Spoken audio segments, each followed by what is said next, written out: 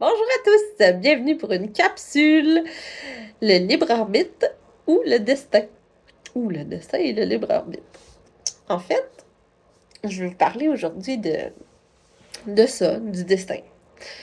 Le destin, pour moi, c'est quelque chose qui est déjà une route toute tracée d'avance. Et le libre arbitre, c'est notre choix. Mais c'est plus compliqué que ça. Parce que dans le destin, on a notre libre arbitre.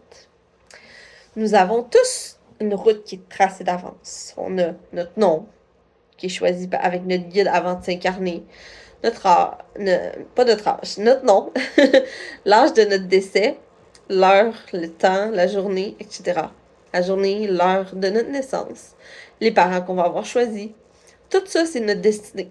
Ça change pas. Une fois qu'on les a choisis, puis qu'on s'en va dans notre route, ça, c'est fait.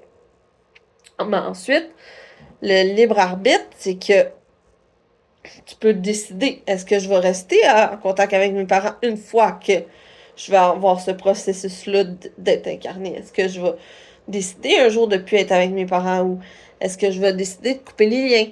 Ça peut être une chose aussi. C'est comme aussi aller à l'école, dans le fond. On peut choisir l'école, mais on choisit pas qu'est-ce qui va se passer, les professeurs. Fait que, tu sais, on a tout notre plan qui est destiné, mais on a quand même le choix de décider certaines choses. Par exemple, on pourrait choisir de déménager ou pas déménager. Des fois, c'est prévu dans notre plan d'incarnation, mais si on veut pas déménager, nous, puis qu'on est bien chez nous, ben on reste chez nous. Sauf que ce qui va arriver, c'est qu'on va être parfois poussé à vouloir déménager, à vouloir voler ailleurs, parce que c'était prévu. Mais les guides vont nous respecter là-dedans. Mais tu sais, c'est sûr que si c'est vraiment mieux pour toi, ils vont te pousser vraiment beaucoup. À un moment donné, s'ils voient que tu stagnes puis tu veux vraiment rester là, ben, ils vont faire just too bad. Quand il sera prêt, il déménagera. Fait que, tu sais, c'est toutes des choses comme ça que notre guide, il dit, on a le choix. On a le choix de choisir nos choses. Mais on a quand même fait un plan avec eux. Ça, c'est comme quand on décide une maison. On peut changer d'idée. On peut choisir une fenêtre comme aller. On dit, elle va être cette grandeur-là, cette dimension-là. Puis peut-être qu'en cours de route, on va changer pour une plus petite, tu sais. Fait que ça, c'est à nous de construire notre vie comme on construirait une maison. Fait que ça, c'est le destin, c'est le plan de la maison. Puis le libre arbitre, c'est le constructeur de la maison. Fait que nous, on est le constructeur, on est on choisit qu'est-ce qu'on va modifier, modeler, apporter à notre sauce. C'est ça le but de la vie, dans le fond. C'est de faire nos propres expériences, nos propres choix, puis de s'aligner. Mais c'est sûr qu'il y a des choses qui sont prévues d'avance parce que nous, le but de notre âme, c'est de vouloir s'incarner, de vouloir s'évoluer, de vouloir expérimenter, de vouloir devenir meilleur, de poursuivre une mission ou quelque chose comme ça. C'est de vouloir s'améliorer tout le temps. Notre âme, elle vient sur Terre parce qu'elle veut devenir meilleure. Pas qu'elle est pas bonne, parce que on est parfait, comme on est, mais on veut s'améliorer pour être le plus proche possible du divin. Puis en voulant être plus proche possible du divin, ben on a des choses qu'on fait qu'on s'améliore.